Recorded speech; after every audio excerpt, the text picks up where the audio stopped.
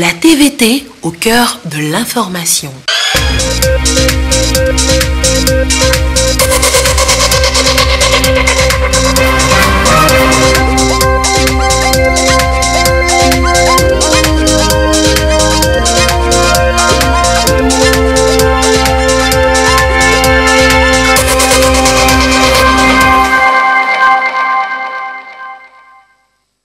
Merci de votre attention. L'actualité ce lundi, la joie de la résurrection du Christ encore célébrée par les fidèles catholiques.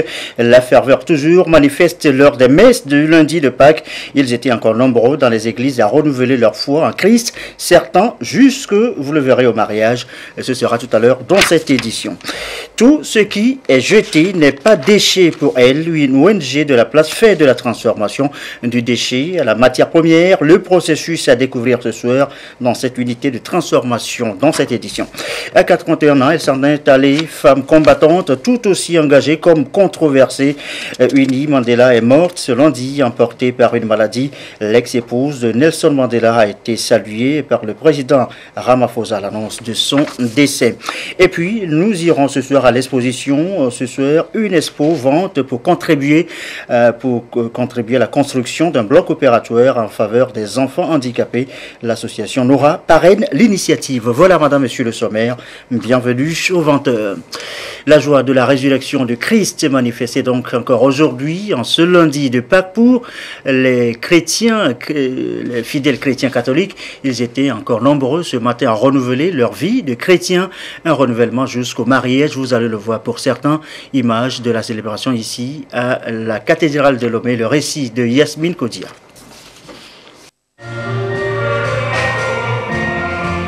Les moments de passion sont finis. Place à la joie de la Pâque. Le Christ, le Rédempteur, communique sa vie en abondance à travers la célébration eucharistique qui marque le début de l'octave de Pâques. Ici, à la cathédrale de Lomé, la messe de lundi de Pâques est particulière. Le couple Amélie et Adolphe ont célébré leur mariage.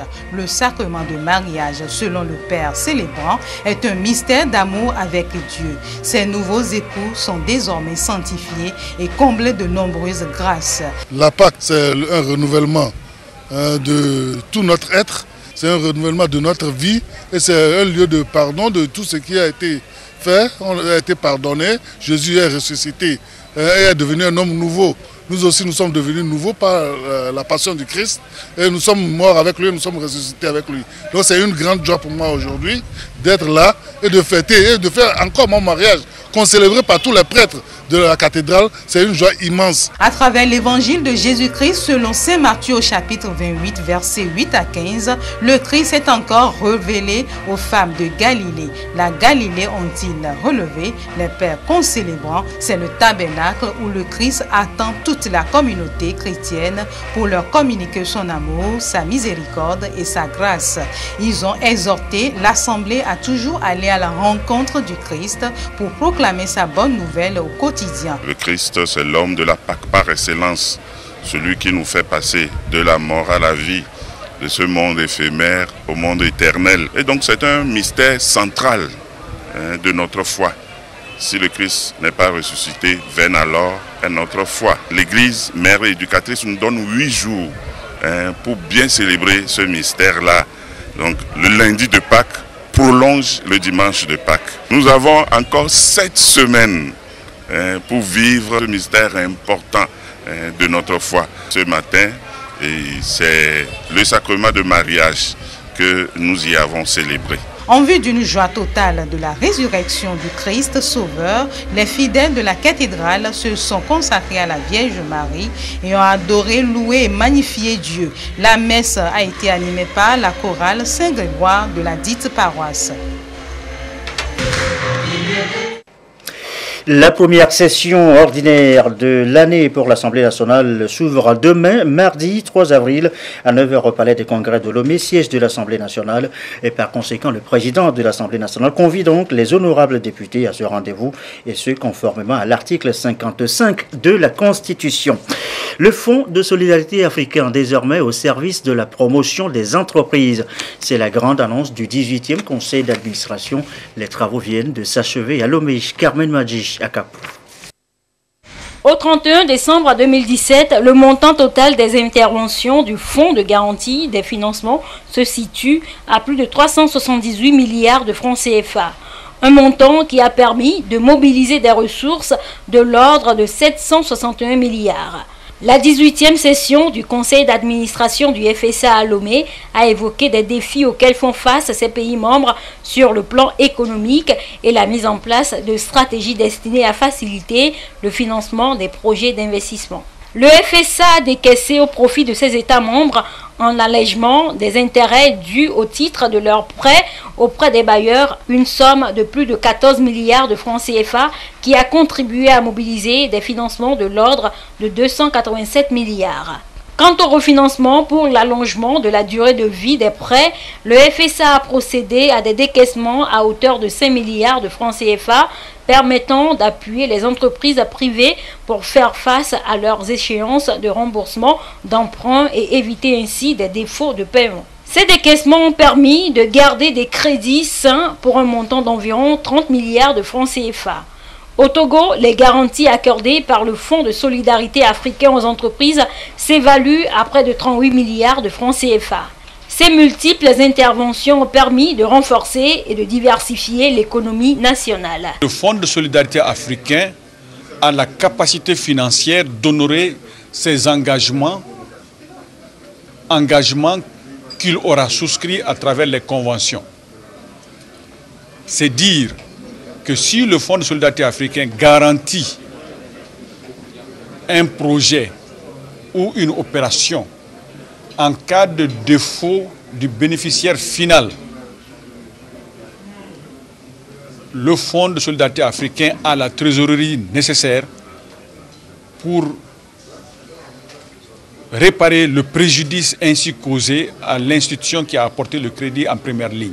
Dans cet hôtel où vous êtes, nous sommes intervenus sous forme de garantie financière à hauteur de 3 milliards de francs CFA. Un financement de la BOAD a été garanti par le Fonds de solidarité africain à hauteur de 3 milliards. Dans le bilan de nos interventions, le Togo fait partie des plus grands bénéficiaires de nos interventions. Nous intervenons dans tous les secteurs de l'économie togolaise. Le FSA est une institution financière multilatérale qui regroupe 14 pays d'Afrique de l'Ouest et centrale.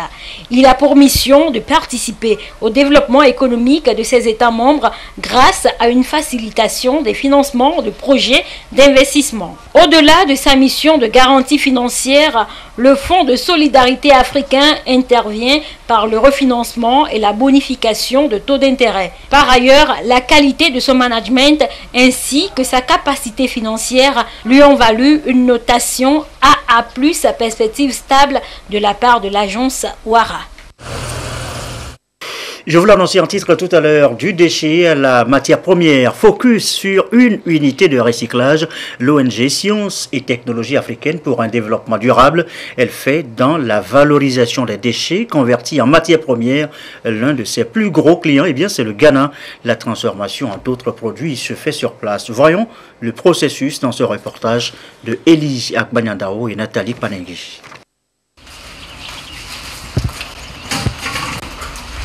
Rien ne se perd, rien ne se crée, tout se transforme, disait Lavoisier.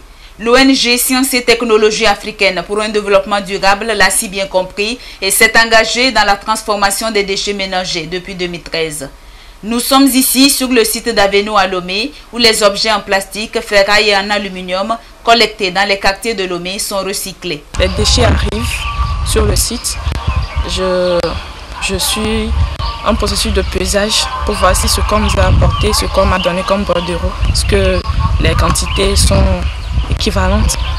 Et après, on trie. Je suis chargée de gérer l'arrivée et le départ des employés et la façon dont le processus de travail sur le site ici. Oui. Je dois surveiller si elles sont actives, elles causent trop, il faut chaque temps les rappeler qu'on est sur le lieu de travail. En 2017, sur les 313 000 tonnes de déchets annoncées par la mairie, l'équipe a transformé 250 tonnes en broyat. Protéger l'environnement, c'est le souci de Gado, jeune ingénieur géologue et environnementaliste de formation. Et tout a commencé en 2011. J'étais arrivé à l'université autour de 2011, j'ai constaté qu'il y avait des quantités énormes de déchets qui sont produits à l'université et qui sont déversés par les étudiants un peu partout dans le campus de Lomé. Et du coup, je me suis dit qu'il faudrait trouver une solution à ces genres de pratiques. Parce que j'ai constaté que ce projet devrait créer beaucoup d'emplois pour les populations les plus vulnérables. Et ça pouvait également permettre d'assainir plus l'environnement. La machine, elle contient l'eau. C'est-à-dire quand on envoie les déchets dedans, ça mélange pas l'eau en même temps et ça malasse. Quand ça broie en même temps, ça malasse en même temps. Et ça sort de l'autre côté dans le conteneur. Si c'est sale trop, ou ça des fois il y a des bidons qu'on broie, s'il y a l'huile dedans, on rebroie ça la deuxième fois en mettant au mot pour que ça puisse enlever l'huile et la matière soit propre pour envoyer dans les usines. Nous on peut broyer plus de 4 tonnes par jour. Visiblement, l'unité de recyclage évolue vers l'industrialisation, ce qui d'ailleurs lui a valu un appui financier du PNUD avec le Fonds pour la préservation de l'environnement FEM en janvier 2018. Aujourd'hui, dès à présent, nous comptabilisons au moins 23 emplois directs. Vous voyez les vieilles femmes qui sont engagées, les jeunes femmes qui sont aussi employées et des jeunes garçons déscolarisés qui n'ont pas fait de grandes études, qui sont également employés pour faire cette activité. D'autres choses, c'est qu'il faut que cette unité évolue vers une industrie qui produit les objets finaux. Il y a plus de 700 personnes qui visitent nos installations dans la ville de Lomé. Et ça, c'est en 2017. J'espère qu'en 2018, là, nous allons aller vers 1000 personnes qui sont intégrées dans le système parce que les sensibilisations continuent.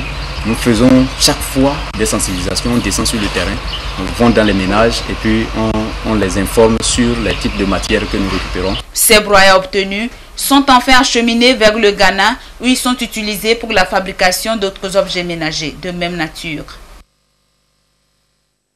C'était un luxe qui faisait d'eux des citoyens à part, des sans-papiers, comme on le dit aujourd'hui avec leur carte d'identité en main. Eh bien, ils se sentent citoyens ordinaires comme tout bon Togolais. Un sentiment manifesté d'ailleurs, vous allez les entendre, au retrait du document. Le processus a été conjointement conduit par la DOSI et la Caisse nationale de sécurité sociale. À Dapaon, Désiré Aloy.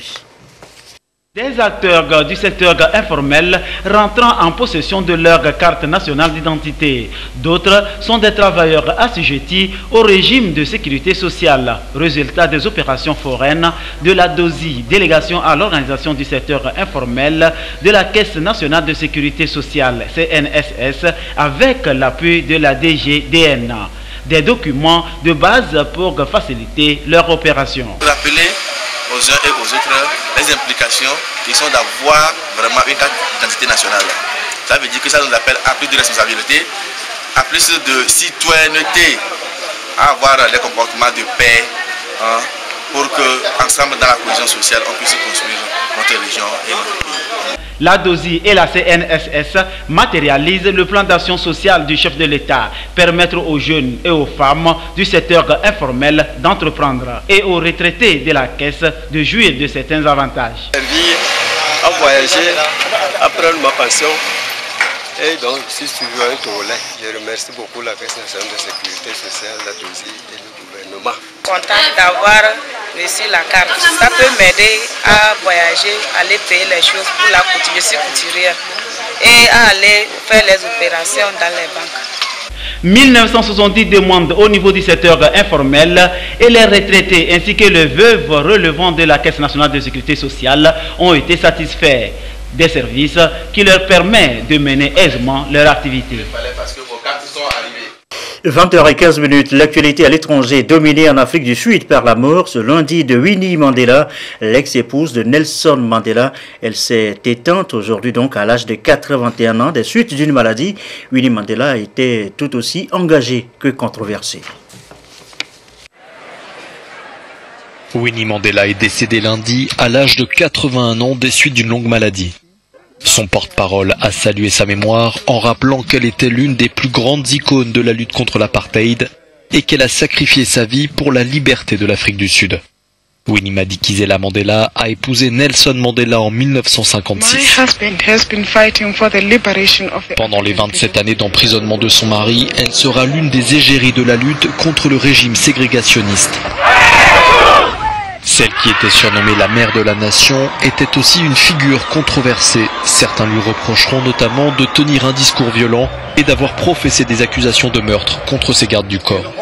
En 1996, elle divorcera de Nelson Mandela, 2 ans après son accession à la présidence de l'Afrique du Sud. En Égypte, le président Abdel Fattah el-Sisi, réélu, les résultats officiels le donnent vainqueur avec 97,8% des voix.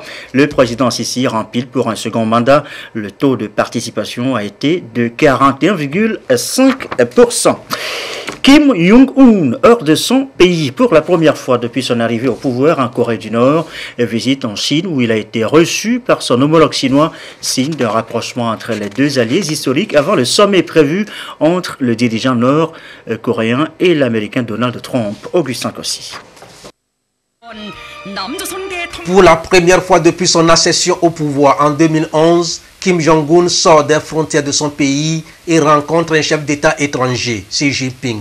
Ce tête-à-tête avec le président chinois a permis à l'homme fort de la Corée du Nord de se coordonner avant tout avec son principal allié et de le rassurer avant les sommets cruciaux prévus avec le président sud-coréen et surtout avec le président américain Donald Trump. Le dirigeant nord-coréen cherche peut-être aussi des garanties de sécurité de la part de Pékin, alors que les États-Unis considèrent toujours l'option militaire pour résoudre la crise nucléaire. Les relations entre les deux alliés s'étaient beaucoup dégradées depuis que la Chine applique avec rigueur les sanctions internationales visant à obliger la Corée du Nord à renoncer au nucléaire. Et au moment où les pourparlers de dénucléarisation approchent et que les sanctions frappent durement son économie, le régime nord-coréen a-t-il senti le besoin de se réconcilier avec son allié de la région? Il joue assurément sa dernière carte avant de s'assurer du soutien de Pékin au cas où les négociations avec Washington et Séoul échouent.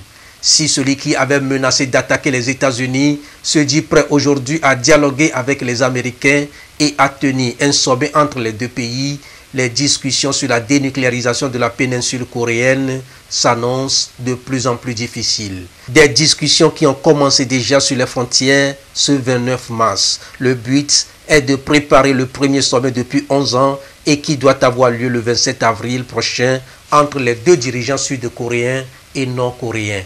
La dénucléarisation de la péninsule coréenne sera le point le plus important à l'agenda. Or, les deux parties n'ont pas les mêmes points de vue sur cette question.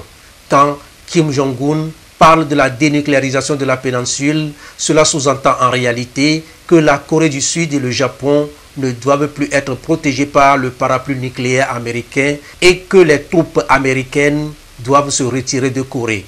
La Chine, quant à elle, se dit vouloir jouer un rôle constructif et mise sur la consultation pour résoudre cette crise. Les États-Unis doutent sur la bonne foi de la Corée du Nord, mais accordent quand même un bénéfice de doute en ce qui concerne la sincérité de Kim Jong-un, mais n'épargne pas l'option militaire, ce qui laisse présager des négociations difficiles. Ce sommet historique, prévu le 27 avril entre les deux Corées, permettra donc d'en savoir plus sur les intentions réelles de Pyongyang et sur les compromis que le régime est prêt à faire. Retour au Togo dans le reste de l'actualité. La suite du processus d'installation des bases UNIR à travers le pays. Oti, Mango, Sinkassé, Oti Sud viennent de mettre sur pied leurs comités locaux du parti présidentiel. Le récit depuis Dapan de Désiré Alori. Le parti politique Union pour la République UNIR, section préfectorale de Loti, affûte ses armes en procédant au renouvellement de sa coordination préfectorale et communale. Les mouvements de jeunes et des femmes ont été aussi présentés au public. Une exigence du parti au plan national, une dynamique pour travailler à la base en vue d'une mobilisation générale et donner victoire éclatante au parti dans les processus électoraux. Aujourd'hui, je les encourage à prendre à bras le corps ce travail et surtout à mettre en pratique les conseils, les différents conseils qu'on a eu à leur donner en prenant exemple sur notre président lui-même et en faisant en sorte que nous puissions atteindre la vision que notre champion, le chef de l'État, a en vue. Néanmoins, faire en sorte que le Togo devienne un pays de paix et un pays de développement. Donc ça veut dire qu'il faut vraiment ce travail collégial, ce travail hiérarchique, ce travail de respect pour que vraiment nous puissions atteindre tous les objectifs escomptés. Suivant une feuille de route élaborée, les différents membres installés sont conscients du travail sur le terrain pour enraciner davantage le parti à Mango. Dans l'outil, dans tous les villages, dans toutes les communes, dans tous les cantons, il y a les membres de l'UNIR.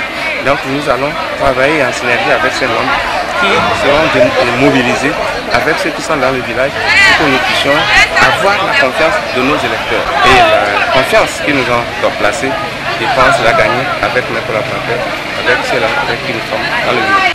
Tous les cantons de la préfecture ont vu aussi les structures de base UNIR renouvelées, avec comme consigne d'œuvrer conformément à la vision du président du parti, véhiculer les idéaux de paix, valeurs cardinales qui soutiennent le développement dans son ensemble. Union pour la République. Le parti Union pour la République UNIR, session préfectorale de Cinquancé, se renouvelle au niveau de ces différents comités. Une option adoptée pour impulser davantage un dynamisme. Des choix pour animer le parti et travailler à converger les populations vers le parti UNIR, un parti tourné vers la culture de la paix, de stabilité, de développement et le bien-être social. À quelques élections que ce soit qui viendra. Et merci pour ces cassés. Je voudrais encore vous remercier pour tout ce que vous avez fait pour le président Faure en 2015, en le publicitant particulièrement à ces cassés ici à plus de 90%. Merci encore ces cassés. Les nouveaux bureaux communaux et celui préfectoral investis doivent s'attendre à un travail qui nécessite un don de soi individuel et collectif. Un travail d'ensemble donc tourné vers l'inclusion.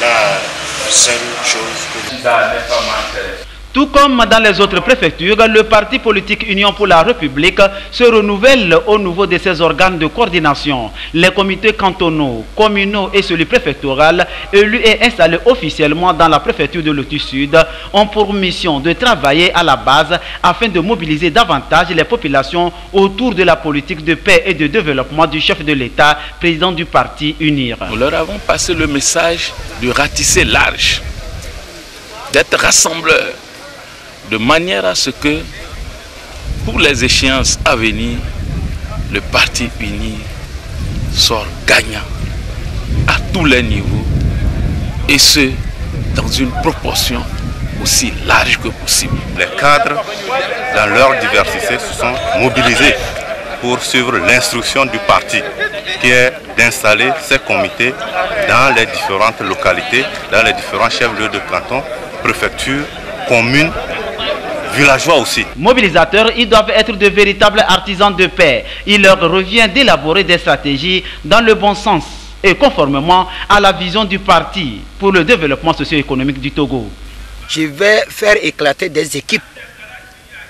Et c'est nous, avec les équipes, c'est nous qui allons nous approcher dans chaque canton auprès des populations, recueillir d'abord les informations, les problèmes qui sont sur le terrain et ramener ensemble, traiter avec les aînés et se relancer de nouveau pour gagner la confiance totale de la population. Très prochainement, les élections auront lieu au Togo. Un travail participatif et inclusif pour réussir leur cahier de charge, qui reste essentiellement la mobilisation autour de UNIR pour des victoires de plus en plus éclatantes dans le futur. La bonne nouvelle de la résurrection du Christ, nous en parlions en début de journal. La bonne nouvelle annoncée encore ce matin à pas de course à travers les artères de la capitale. Une campagne d'évangélisation dans la rue, initiée chaque lundi de Pâques par l'association Fraternité de l'Évangile, sur la course de Doharé. Ils sont sur la route de Galilée pour proclamer la bonne nouvelle, celle du Christ ressuscité. Signe de reconnaissance envers Jésus-Christ, mort sur la croix pour les péchés du monde, mais également de joie pour sa résurrection. Ce marathon, fait de courses et de marches, témoigne donc la foi de ces chrétiens en Christ le Sauveur. Cette course est née de l'idée qu'au matin de Pâques, il y avait deux apôtres, notamment Simon-Pierre et Jean, qui avaient accouru sur interpellation de Marie-Madeleine au tombeau où était déposé le corps de Jésus.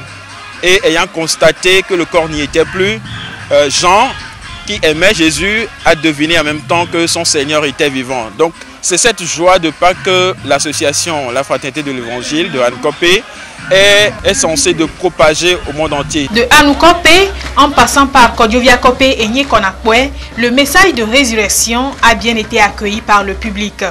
Une résurrection qui appelle à la conversion des cœurs. Cette résurrection nous interpelle à la conversion pour que nous devenions des hommes et des femmes nouveaux qui savent s'aimer les uns les autres et qui savent ensemble comme frères bâtir une nation, bâtir une église pour vivre en famille, enfants de Dieu. L'association Fraternité de l'Évangile est un groupe de jeunes dont la spiritualité repose sur celle des franciscains. Cette course et marche qui sont à leur 15e édition appelle tous les chrétiens à la paix, au vivre ensemble et à une vie saine en Jésus-Christ. À Bapuré, dans le Dankwen, les fidèles de Mahomet ont aussi élevé la voix vers leur Dieu, Allah, invoqué pour sa grâce sur les filles et fils de Bapuré, même au-delà. Grande prière sur place, relayée ici par Nestor Mosou.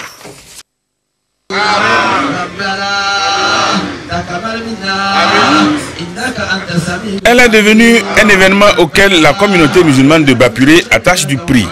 Cette prière se fait chaque année depuis 1995 et elle coïncide avec la période de Pâques pour permettre aux natifs du milieu, résidant ailleurs, de profiter du week-end prolongé pour y participer.